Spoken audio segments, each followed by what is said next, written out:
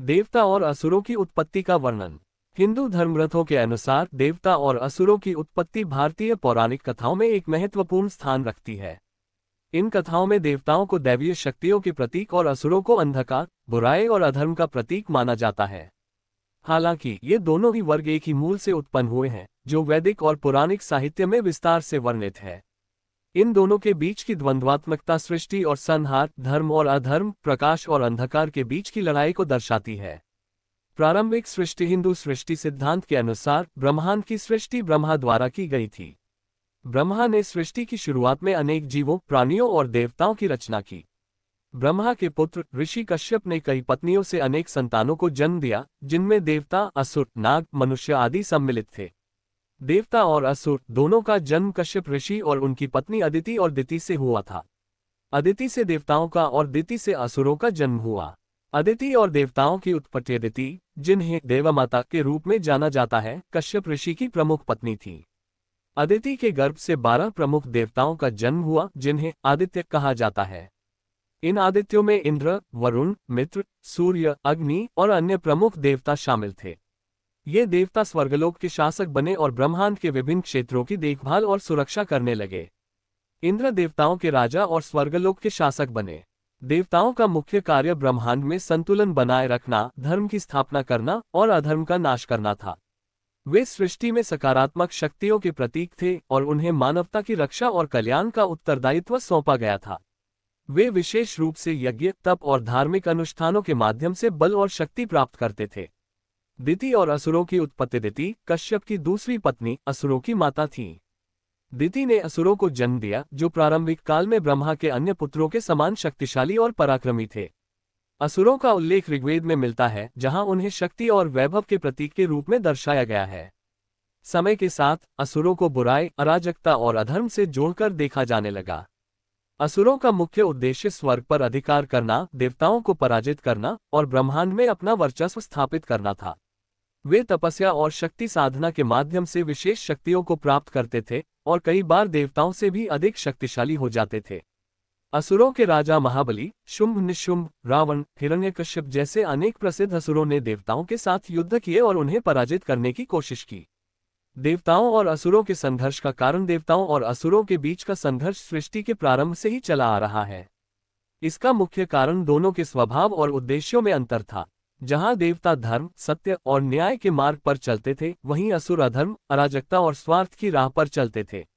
असुरों की शक्ति और उनके बढ़ते वर्चस्व ने देवताओं को सदैव चिंता में रखा और इस कारण दोनों के बीच संघर्ष होते रहे।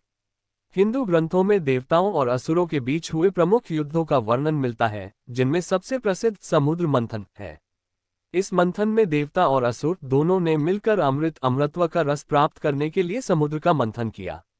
इस मंथन के दौरान अनेक दिव्य और अद्भुत वस्तुओं की उत्पत्ति हुई, जिनमें विष्णु के अवतार धन्वंतरी द्वारा अमृत कलश का प्रकट होना भी शामिल था। अमृत प्राप्ति के बाद देवताओं ने इसे असुरों से छुपा लिया और अंततः अमर हो गए। समुद्र मंथन की कथा। समुद्र मंथन की कथा देवता और असुरों के आपसी सहयोग और संघर्ष का एक अद्वितीय उदाहरण है। इस कथा के अनुसार जब देवताओं की शक्ति क्षीण हो गई और असुरों ने स्वर्ग पर आक्रमण कर उन्हें पराजित किया, तब देवताओं ने विष्णु से सहायता मांगी। विष्णु ने उन्हें समुद्र मंथन की सलाह दी, जिसमें असुरों को भी शामिल किया गया ताकि अमृत प्राप्त किया जा सके। देवता और असुर दोनों ने मंदराचल पर्वत को मथानी और नागराज वासुकी को रस्सी के रूप में उपयोग किया। विष्णु स्वयं कूर्म अवतार धारण कर मंदराचल पर्वत को समुद्र की गहराइयों में संतुलित किया। मंथन के दौरान कई अमूल्य वस्तुएं और जीव उत्पन्न हुए, जैसे लक्ष्मी, ऐरावत हाथी, उच्चैःश्रवा घोड़ा और अंत में अमृत कलश। देवताओं ने छलपूर्वक अमृत प्राप्त किया और असुरों को वंचित कर दिया, जिसके बाद असुर और देवता फिर से शत्रु बन गए। देवता और असुरों के गुण। देवता और असुरों के बीच मुख्य अंतर उनके गुणों में था। देवता सत्य, धर्म, तप और त्याग के प्रतीक थे, जबकि असुर भोग, अधर्म और अहंकार के प्रतीक थे। देवता यज्ञ और तप से शक्ति प्राप्त करते थे, जबकि असुर तपस्या करके शक्तियों को अर्जित करते थे, परंतु उनका उद्देश्य स्वार्थी होता था। देवता धर्म और सत्य के रक्षक थे। वे सृष्टि की रक्षा और संसार में संतुलन बनाए रखने के लिए संघर्ष करते थे। उनकी शक्ति और स्थायित्व का स्रोत उनके पुण्य और तप था। वे हमेशा मानवता के कल्याण के लिए कार्य करते थे और अधर्म का नाश करने के लिए तत्पर रहते थे। असुरों का उद्देश्य स्वार्थी और शक्ति केंद्रित था। वे अधिक से अधिक शक्ति प्राप्त कर स्वर्ग और पृथ्वी पर शासन करना चाहते थे। असुर अपने भौतिक इच्छाओं और सांसारिक सुखों के पीछे भागते थे और इसके लिए वे किसी भी हद तक जा सकते थे। उनका अधर्म और अराजकता का मार्ग देवताओं के विपरीत था। देवासुर संग्राम। देवता और असुरों के बीच कई युद्ध हुए जिन्हें देवासुर संग्राम कहा जाता है। ये युद्ध हर युग में हुए हैं और हर बार देवताओं ने विष्णु या अन्य दैवीय शक्तियों की मदद से असुरों को पराजित किया। विष्णु, शिव और ब्रह्मा जैसे प्रमुख देवताओं ने असुरों के अत्याचारों से संसार को बचाने के लिए अनेक अवतार धारण किए। हिरण्यकश्यप और नरसिंह अवतार। हिरण्यकश्यप, एक असुर राजा, ने ब्रह्मा से वरदान प्राप्त कर अमर होने की कोशिश की, परंतु उसके अत्याचारों से पृथ्वी त्रस्त हो गई। अंत में विष्णु ने नरसिंह अवतार धारण कर हिरण्यकश्यप का वध किया और धर्म की स्थापना की। रावण और राम अवतार। त्रेता युग में रावण, एक अत्याचारी असुर राजा, ने देवताओं और मानवता पर अत्याचार किया।